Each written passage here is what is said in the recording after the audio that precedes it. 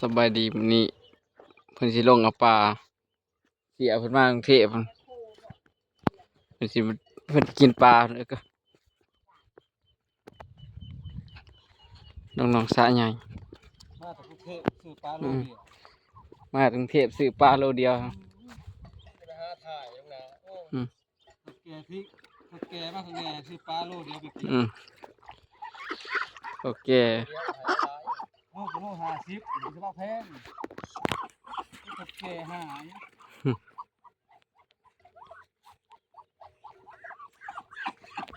ปลากระลายครับพี่น้องบ่อนนี่พุ่น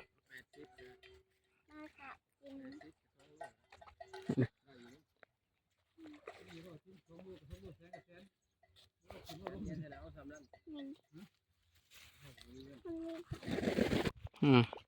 เสียหูดากเนี่ยมากรุงเทพเลยเลี้ยงปลา3 ตัว3 ตัวตะบะใหญ่กว่าพี่ปอตัวปลามันอยู่พี่มันเห็ดไม้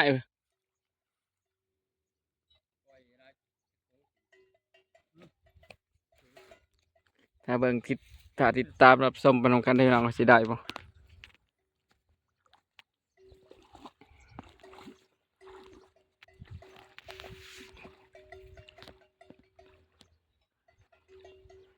โอ้น้ำก็บ่ได้เลิกเนาะ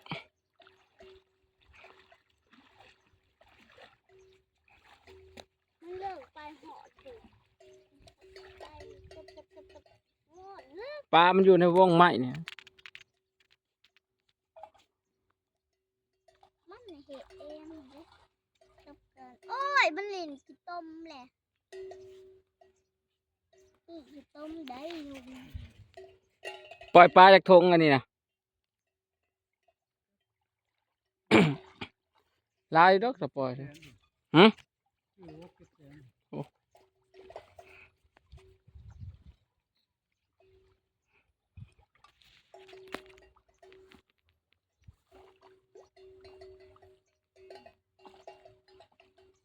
โอ้น้ำตื่นเนี่ย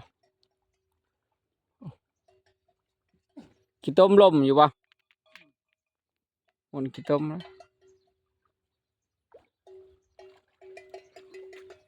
ลงมาทิ้ง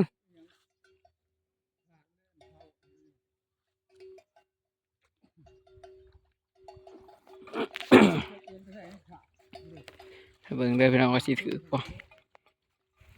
ว่าสิได้บ่ปลามัน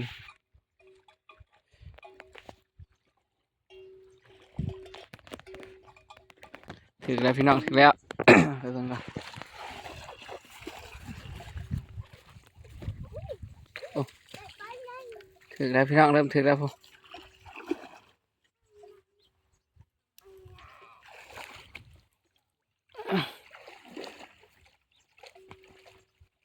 รุดเลยที่อันนี้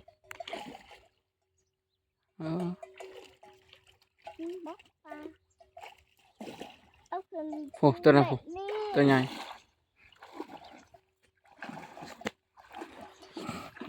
ปอตัวปูเอาไหมตัวใหญ่ปู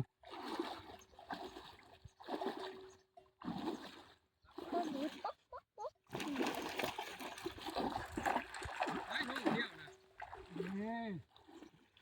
นี่พองนะ ถือเลยพี่น้องเอ้ยผมควายกับมีพี่น้องเอ้ยผมเคยเห็นควายธรรมชาติบรรยากาศธรรมชาติบ้านเฮา โ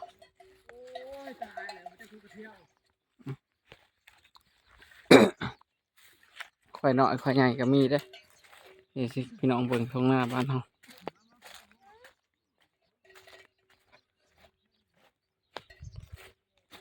เหี่ยวแห้งแล้งใส่พี่น้องเอ้ยบรรยากาศบ้านเฮามักมีก็มี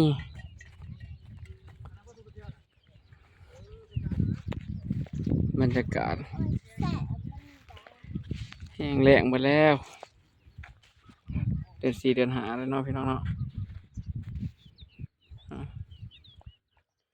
บรรยากาศยังแรงประมาณ4-5 โมงพวกเจ้าอยู่ให้อยู่หัวอยู่สวนกับเจ้าปลูกผักปลูกหญ้าผักมีสีส้มควายน้อยบรรยากาศยังแรง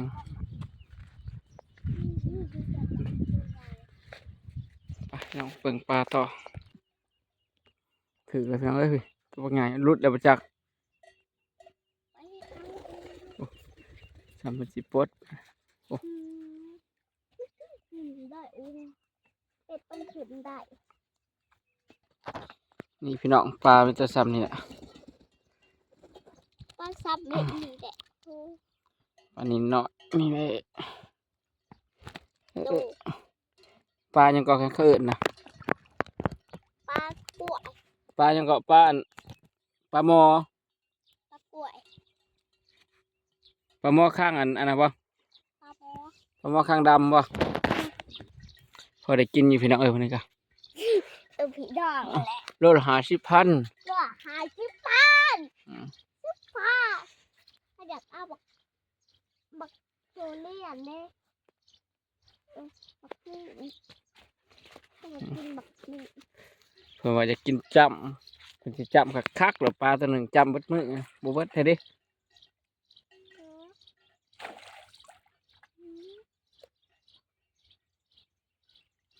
ปลายังไงนะ ปลากลม ป้อปลาใหญ่ บ่ตัวนี้เป็นแห้งแซ่บ เชฟเสียมันคมคือกัน หมอนี่บ่จักปลาแซ่บ ปลาคมเห็นไหม ปลากินหญ้า มันมีปลาจ้ะ โย่โย่ มองยังนี่น่ะคืออยู่นี่ มองหาเขา มองหาบ่หรือมองสามบ่ มองหาเขาหานิ้ว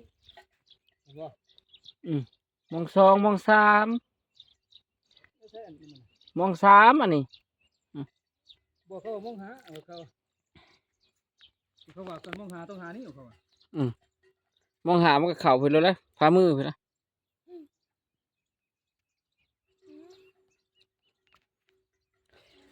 บรรยากาศยามมื้อแลงพี่น้อง5 โมงแลง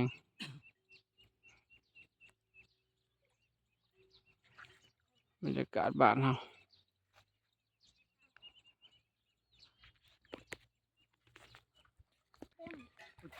นี่พี่น้องป่ากำลังพอดีซอยอยู่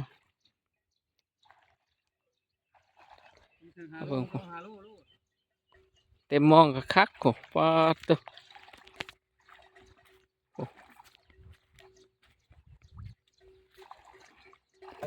เต็มมองอันเนี้ยพี่น้องเอ้ยผมปาดตัว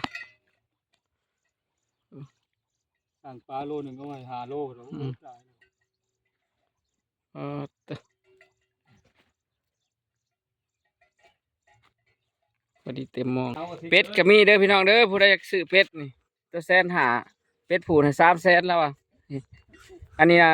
350,000ตัวนี้นี่ใหญ่ๆนี่มาเอาโลดก็ได้350,000เราก็ขายให้ตัวนี้ก็ซื้ออยู่อันนี้ก็300,000แล้ว150,000อันนี้เป็ดแม่พอดีเป็ดพี่ได้เป็ดนี่เบิ่งมาเบิ่งปลาให้ทั้ง ร้อย ปลานี่ปลาเต็มหม้องอะยะเลยพี่จ้ะ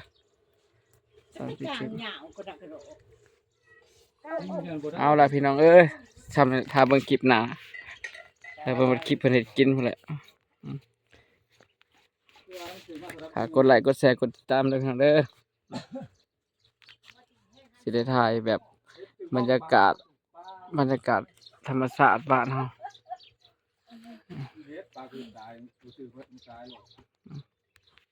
อยู่ทงไห่ทงหน้าอยู่น้องสะน้องปลาฝากกดไลค์กดแชร์กดติดตามถ้าเบิ่งคลิปหน้าด้วยกันเด้อ